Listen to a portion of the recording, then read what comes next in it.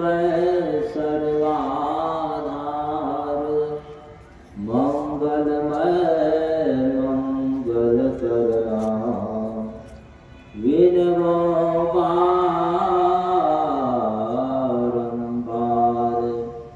बोलिए प्रेम से श्री सद्गुरु महाराज की जय। श्री सद्गुरु महाराज की जय। श्री सद्गुरु महाराज की जय।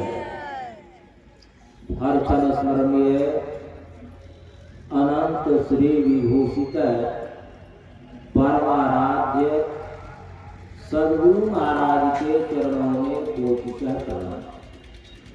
अपने निवास में विराजमान गुरु सेवी पूज्य भगवत जी महाराज के चरणों में कोटि प्रणाम।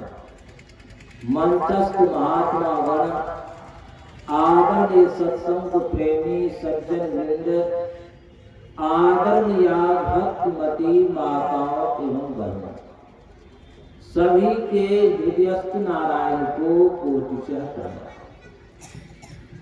अभी हम लोग ईश्वर स्वरूप के विषय में श्रवण कर रहे हैं। जब तक ईश्वर स्वरूप को नहीं जानेंगे तब तक परमात्मा की भक्ति भी नहीं कर पाएंगे।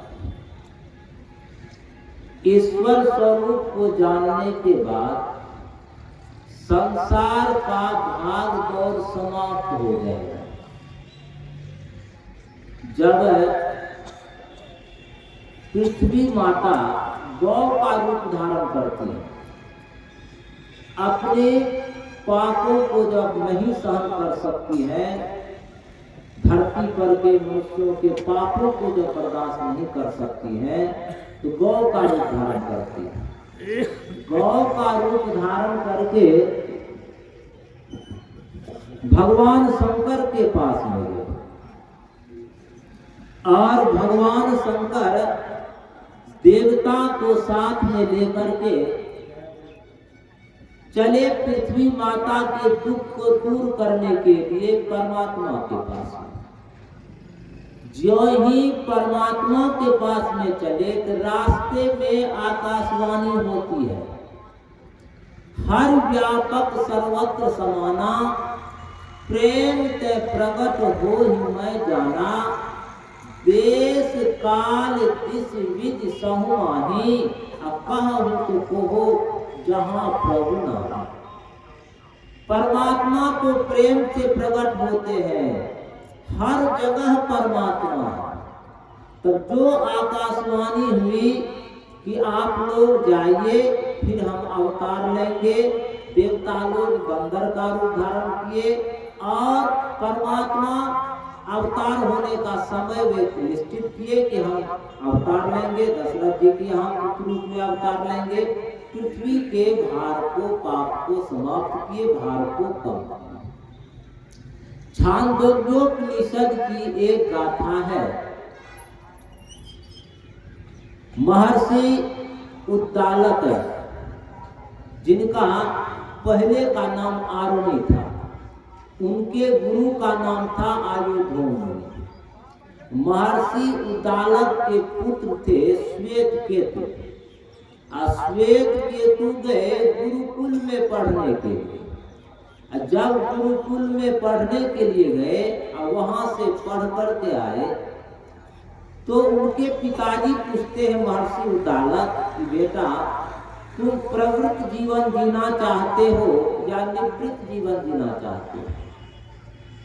तो श्वेत केतु कहता है पिताजी पहले हम राजा जनक के दरबार में जाकर उनके दरबार में जो विद्वान लोग हैं उनको जीत करके पहले आएंगे शास्त्रार्थ करके। इसके बाद हम आपको कहेंगे कि प्रवृत्त जीवन जिएंगे कि निवृत्त जीवन जिएंगे। यह सुनकर के महर्षि उद्दालक को बड़ी चिंता हो गई कि यह गुरुकुल में गया पढ़ने के लिए किताबी ज्ञान के बोझ से लदा हुआ है, इसे आत्मज्ञान नहीं हुआ। तब महर्षि उद्दालक कहते हैं, अच्छा एक बात कहो बेटा, जिसको जानने के बाद कुछ जानने के लिए बाकी नहीं रहता है, क्या उसके बारे में तुम्हें कुछ मालूम है? कहा नहीं पिताजी, इसके बारे में हमें कुछ भी मालूम नहीं। तो किसको जानने के बाद में कुछ जानने के लिए बाकी नहीं रहता है? तो महर्षि उद्दालक कहता है, वह ब्रह्म स्वरूप जो परमात्मा है, उस ब्रह्म को जानने के बाद में कुछ जानने के लिए बाकी नहीं रहता। तो श्वेत केतु कहता है, पिताजी हमको दिखा दीजिए। दिखा दीजिएगा तो हम मान जाएंगे, जिसको आंख से नहीं देखे हैं, नहीं देखेंगे तो उसको मानेंगे कैसे? तो महर्षि उद्दालक कहते हैं, अच्छा एक बात कहो बेटा, एक लोटा में पानी भर के लाया और उसमें नमक मिला दिया, कहा इस पानी को तुम पियो। तो पानी पिया, कहता है पिताजी नमकीन लगता है। कहता पानी को थोड़ा नीचे गिरा दिया, ऊपर के पानी को नीचे गिरा दिया। बीच वाला कहा पानी पियो, बीच वाला पानी पिया, कहा पिताजी नमकीन लगता, कहता बीच वाला पानी गिरा दो, नीचे का पानी पियो। लोटा के नीचे का पानी पिया, का पिताजी नमकीन लगता है। तब महर्षि उद्दालक जी कहते हैं, एक बात को तुम देखते हो कि नमक को देखते हो? देखते तो नहीं है, तो कैसे? यह अनुभव हो रहा है, रसास्वादन के द्वारा मालूम हो रहा है कि इसमें नमक है। तो जिसको नहीं देखते हो उसको भी मानते हो कि नहीं मानते हो? यह आंख का विषय नहीं है। तुम नमक जो पानी में मिला हुआ है, इसको तुम आंख से नहीं देख सकते, इसका ज्ञान रसास्वादन से होगा, जीभ से होता है। ऐसे ही जैसे रूप का ज्ञान होता है आंख से, शब्द का ज्ञान होता है कान से, है ऐसे ही जब तुम उस परमात्मा का ज्ञान तुम चाहते हो, तो परमात्मा का ज्ञान ज्ञानेंद्रिय कर्मेंद्रिय से नहीं होता है, वह आत्म दृष्टि से होता है। आत्म दृष्टि से ही परमात्मा का ज्ञान होता है, आत्मा से ही तुम परमात्मा को जान सकते हो।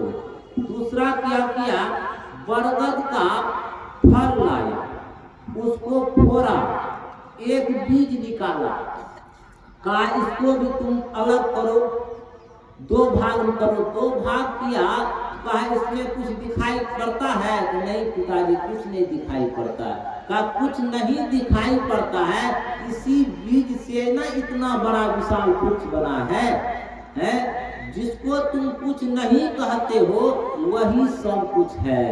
जब शरीर से आत्मा निकल जा, आत्मा को निकलते हुए कोई देखे हैं? कहिए कौन सी ऐसी चीज है आत्मा निकल गई तो आंख देखना बंद कर दिया, कान सुनना बंद कर दिया, शरीर जो है वह मृतकवत हो जाता है, नहीं देखते, लेकिन उस शक्ति को तो मानते हैं।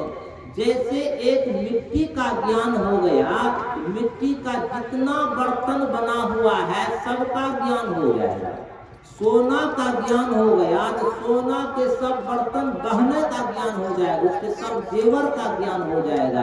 ऐसे ही पानी का ज्ञान अगर हो गया तो पानी तालाब में रहे, नदी में रहे, पोखर में रहे, कहीं भी रहेगा तो वह पानी का ज्ञान आपको हो जाएगा। तो परमात्मा का ज्ञान पहले अंदर में होगा, अंदर में निज तन में खोज सज्जन बाहर न खोजना, अपने ही घट में हरि है अपने में खोजना। कस्तूरी कुंडल बसे मृग ढूंढे वनमाही, ऐसे घट में पीव है दुनिया जाने नाही। कस्तूरी तो मृग के नाभि में रहता है, जब वह श्वास छोड़ता है तो फिर श्वास जब लेता है तो सुगंध अंदर जाता है। तो खोजत गिरि तरुलता भूमि बिल, परम सुगंध कहाँ से आयो? यह सुगंध कहाँ से आया है? लेकिन फिर चेत्यो जब चेतन हुए करी आप ही तन छायो। जब गौर करके देखता है तो उसे मालूम होता है कि यह सुगंध तो मेरे अंदर में ही है, लेकिन हम उस सुगंध को बाहर खोज रहे हैं। ऐसे ही ईख में जो मधुराई, सेंध में है नमकाई, तिल में है तेल, वो सुगंध जैसे बेले में, नीम में है करवाई, मिर्च में है तिक्तता, सोडे में है खारापन, रुई जो भिगोने में, काष्ठ में है अग्नि छिपे, बीज माही वृक्ष छिपे, ऐसे ही श्री राम छिपे प्राणियों के चोले में। एक बार एक युवक गया महात्मा जी के पास में, और महात्मा जी के पास में जाके कहता है कि महात्मा जी, खुदा की खुदाई क्या है हमको बता दीजिए। तो महात्मा जी कहता है दूसरे दिन आना, हम तुमको बता देंगे। दूसरे दिन जब आया, उसको पहाड़ के सबसे ऊंचे चोटी पर ले गया, कहा नीचे देखो। नीचे देखा तो एक नदी बह रही थी, गहरी नदी बह रही थी। तो महात्मा जी कहते हैं यही खुदा की खुदाई है। युवक झिझकते हुए कहता है यही खुदा की खुदाई है। तो महात्मा जी कहते हैं ये नदी की खुदाई किसने किया है? कि तुम्हारे पिताजी किए हैं, या तुम्हारे दादाजी किए हैं, या तुम्हारे कोई पूर्वज किए हैं नदी की खुदाई? ये पहाड़ का निर्माण किसने किया है? ये वनस्पति का निर्माण किसने किया? तारा चंद्रमा ये सूर्य का निर्माण किसने किया है? तो महात्मा जी कहते हैं ये पीली नीली लाल हरे वन, आसमान का रंग नीला, खूब सुनहरा चंद्रमा शीतल, ये सब उनकी ही लीला। सबके भीतर स्वयं छिप रहा, सबके भीतर स्वयं छिप रहा, सृजनहार सृष्टि का है। जिसको तुम परमात्मा कहते, ये सब खेल उसी का है। जिसको तुम परमात्मा कहते, ये सब खेल उसी का है। उन्हीं की सत्ता से यह सारी सृष्टि मंडल एक महान यंत्र की नाई परिचालित होता रहता है, जो ना व्यक्ति है और ना व्यक्त है, जो माइक विस्तृत विहीन है। ऐसे जो परम तत्व है उसी को परमात्मा कहते हैं। गोस्वामी तुलसीदास जी महाराज कहते हैं सब कर परम प्रकाशक जोई, राम अनादि अवधपति सोई। वे कैसे हैं परमात्मा? बिनु पद चले, सुने बिनु काना, कर बिनु कर्म करे विधि नाना, आनन रहित सकल रस भोगी, बिनु बानी वक्ता बर जोगी। तन बिनु परस नयन बिनु देखा, ग्रह प्राण बिनु बास सेखा। अस सब भांति अलौकिक करनी, महिमा जासु जाय नहीं बरनी। जेहि इमि गावहि वेद विधा, जाहि धरहि मुनि ध्यान। असो दशरथ सुत जगत हिता, कौशल पति भगवान। ऐसे परमात्मा होते हैं, है दिल में दिलदार सही, अखियां उल्टी करिता हिचतई है। आँख में खाक में बाद में आतस, जान में चुंदर जान जई है। नूर में नूर है तेज में तेज है, ज्योति में ज्योति मिली मिल जई है। क्या कहिए कहते न बने कछु, जो कहिए कहते ही न जई है दिल में दिलदार सही, अखियां उल्टी करी ताही चितई है। ऐसे ही परमात्मा को अंदर में खोजिए, अंदर में साक्षात्कार होगा, और गुरु से युक्ति जान करके परमात्मा की भक्ति कीजिए।